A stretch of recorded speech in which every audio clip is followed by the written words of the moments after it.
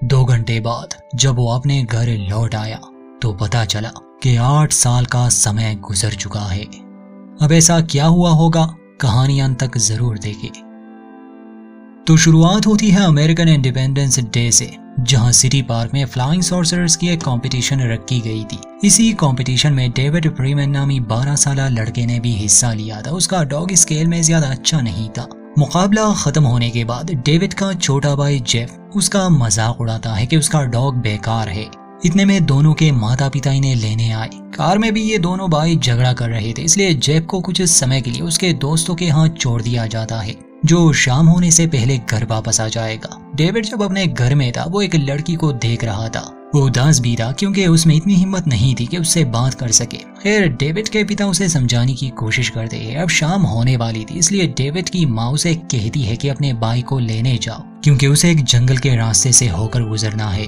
वो छोटा है, कहीं डर ना जाए। अब ना चाहते हुए भी डेविड अपने डॉग को लिए उस जंगल की तरफ जाता है।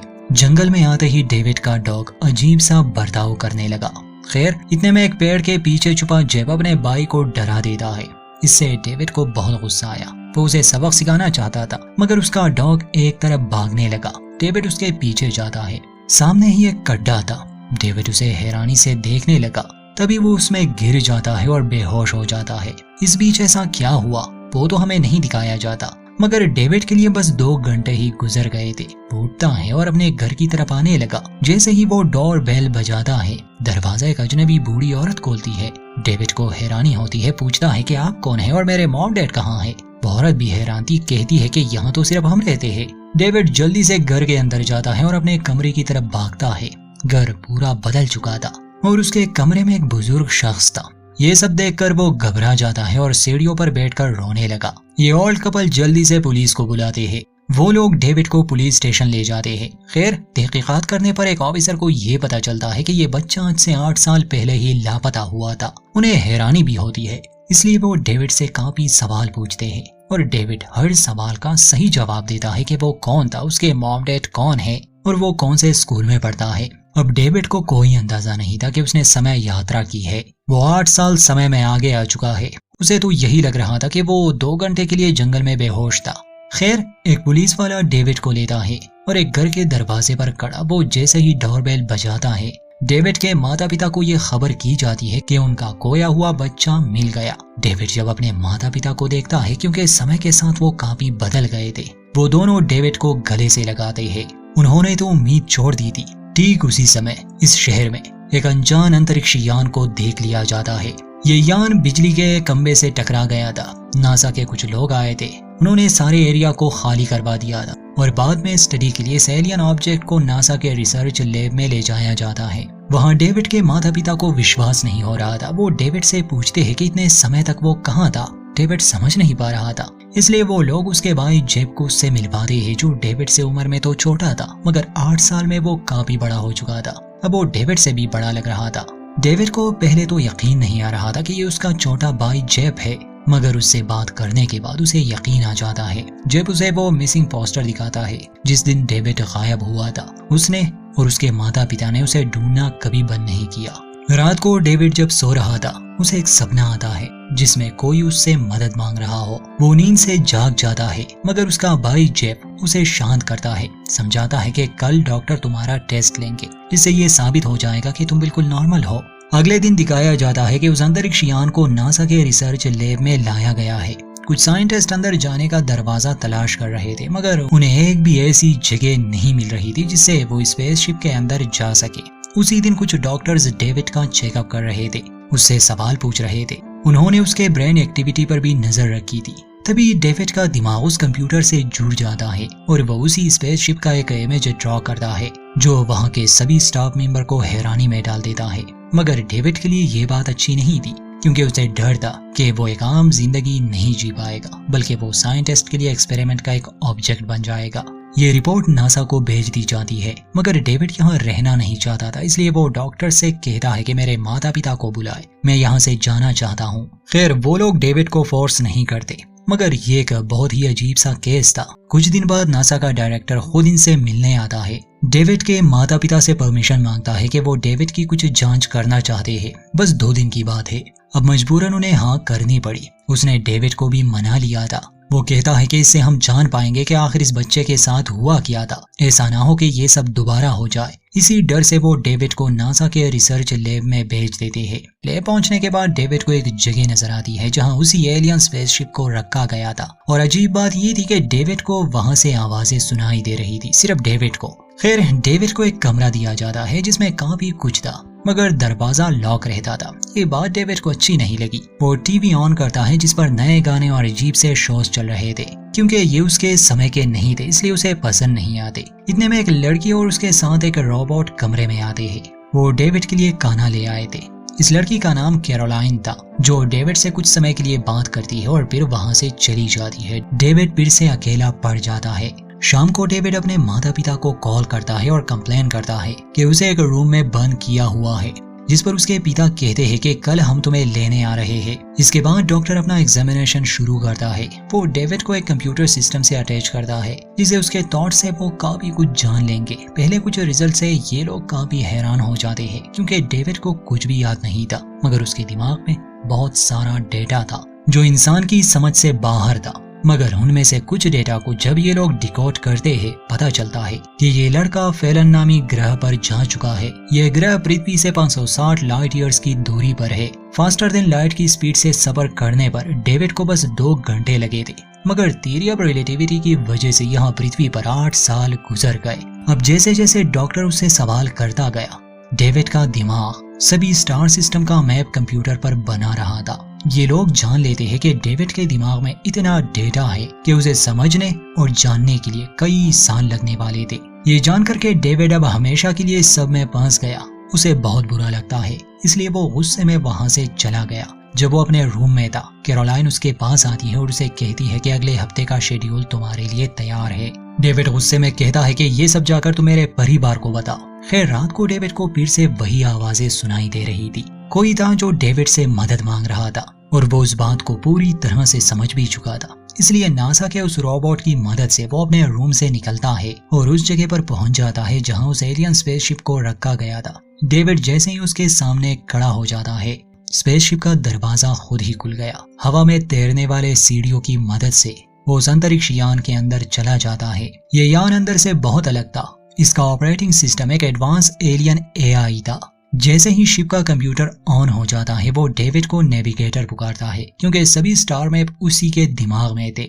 ठीक उसी समय एक सिक्योरिटी गार्ड सीसीटीवी कैमरा से देखता है कि शिप का दरवाजा खुल चुका है। इसलिए वो पूरे स्टाफ को अलर्ट करता है। सभी लोग उसी ओर भागते हैं, मगर तब तक डेविड ने यान के कंप्यूटर को ऑर्डर दे दिया था कि वो इस हैंगर से बाहर निकले। स्पेसशिप को बांधा भी गया था, मगर ये इंसानों की टेक्नोलॉजी से कई एडवांस थी, इसलिए वो सब कुछ तोड़कर हैंगर से बाहर निकलता है।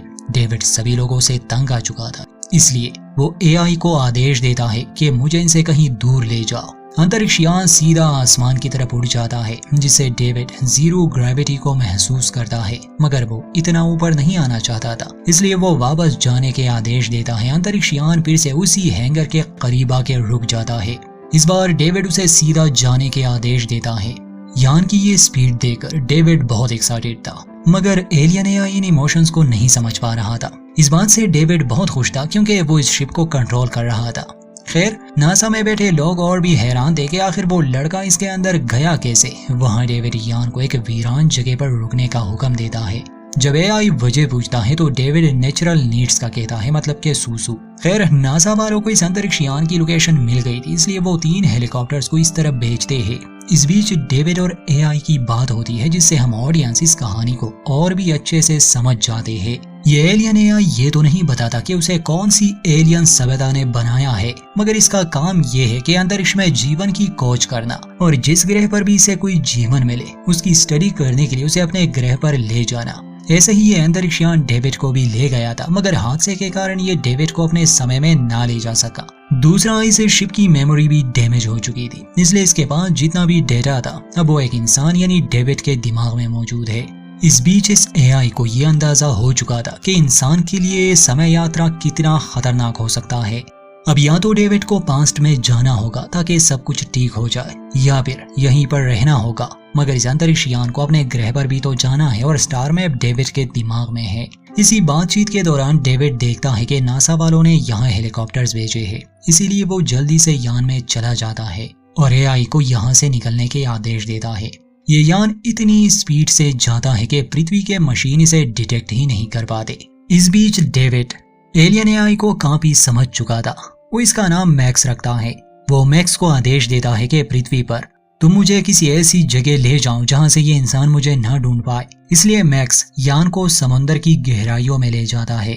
मैक्स यानी वो एलियन एआई डेविड को सारे क्रिएचर्स दिखाता है जो वो अलग अलग ग्रहों से ले आया था। एआई मैक्स का कहना था कि ये बहुत जरूरी होता है कि मैं जिस भी जिंदा चीज को उस ग्रह से ले आऊं, मुझे उसे ठीक समय पर वापस भी ले जाना होगा ताकि किसी को पता न चले, वरना इससे एक पैराडॉक्स का खतरा है और एक एआई होकर भी मैं यूनिवर्स के सिस्टम के साथ छेड़खानी नहीं कर सकता। वो डेविड को समझाता है कि तुम इंसानों के लिए टाइम ट्रेवल बिल्कुल ठीक नहीं। डेविड अपनी आंखों से हर तरह के अजीब एलियंस को देख लेता है। उन्हीं में से एक छोटा 2 आंखों वाला एलियन था जो डेविड को काफी क्यूट लगता है। खैर एआई मैक्स बताता है कि इसका ग्रह एक एस्टेरॉयड की वजह से तबाह हो चुका है। वहाँ नासा के सेंटर में सभी लोग परेशान थे, खासकर डॉक्टर फेराडे जो इस मिशन के इंचार्ज थे। वो और उसकी टीम यान को ढूंढने की हर मुमकिन कोशिश कर रहे थे। इतने में डेविड के पिता कॉल करते हैं और फेराडे से कहते हैं कि मैं अपने बेटे को लेने आ रहा हूँ। इनकी एक स्टाफ मेंबर कैरोलाइन भी गायब थी, इसलिए फेराडे सबसे कहता है कि कैरोलाइन को ढूंढना शुरू कर दो। वहाँ अंतरिक्ष यान में दिखाया जाता है कि एआई डेविड का दिमाग स्कैन करता है ताकि उसे सब याद आ जाए, हर दिन की बात। सब याद आने के बाद एआई डेविड को यान का कंट्रोल दे देता है। डेविड अब खुद ही उस यान को चलाने लगा। वो उसे समुंदर से बाहर निकाल देता है, मगर जैसे ही वो नीचे आने लगा यान कुछ ही सेकंड्स में क्रैश होने वाला था। डेविड की यादें अब लौट आई थी, इसलिए वो बटन्स को ढूंढ लेता है और शिप को क्रैश होने से बचा लेता है। वहाँ नासा वालों को कैरोलाइन मिल जाती है जो असल में डेविड के पेरेंट्स से मिलने आई थी ताकि उन्हें सच बता सके, मगर नासा वाले समय पर पहुंच गए। वो कैरोलाइन को अरेस्ट कर लेते हैं, यहाँ तक कि वो लोग डेविड के परिवार को घर में ही रहने का हुक्म देते हैं कि वो घर छोड़कर कहीं नहीं जा सकते। वहाँ डेविड यान को इतनी स्पीड से चला रहा था कि वो टोक्यो पहुंच जाता है, मगर मैप उसके दिमाग में था, इसलिए उसे अपने घर अमेरिका जाना था। कुछ ही मिनट्स में वो सैन फ्रांसिस्को पहुंच जाता है। अब उसे अपने घर की तरफ जाना था, मगर वो एक डिजर्टेड एरिया में रुक जाता है क्योंकि वो रास्ता भटक चुका है। वो एक गाड़ी वाले से पूछने की कोशिश करता है, मगर वो लोग घबरा जाते हैं। उसी कार में म्यूजिक ऑन था, इसलिए एआई मैक्स डेविड से इस आवाज के बारे में पूछता है तो डेविड उसे बता देता है कि ये म्यूजिक है और ये बहुत अच्छा होता है। एआई म्यूजिक को अपने सिस्टम में डाउनलोड करता है और उसे बजाने लगा। टीवी पर यह न्यूज आती है कि दुनिया भर के अलग अलग जगहों पर एक अजीब से फ्लाइंग ऑब्जेक्ट को देखा गया है। डॉक्टर फेराडे समझ जाता है कि ये लड़का अपने घर आ रहा है, इसलिए वो अपनी टीम वहां भेजने का फैसला करता है क्योंकि ऐसी अनोखी खोज को कोई पागल ही हाथ से जाने देगा। खैर यान को उड़ाते उड़ाते डेविड एक गैस स्टेशन के करीब रुक जाता है और वहां के टेलीफोन से अपने माता पिता को कॉल करता है। गैस स्टेशन वाला आदमी तो हक्का बक्का रह गया। इतने में वहां एक परिवार आता है। उन्हें लगा ये एक नकली स्पेसशिप है। वो उसके साथ तस्वीर खींचना चाहते थे, मगर इतने में डेविड यान में वापस आ जाता है और वहां से यान को उड़ा ले जाता है। ये लोग अपनी आंखों से ये नजारा देख रहे थे। चलो ये बात अच्छी है कि ये यान किसी बच्चे को मिला, किसी बड़े को मिला होता पता नहीं वो इससे क्या करता।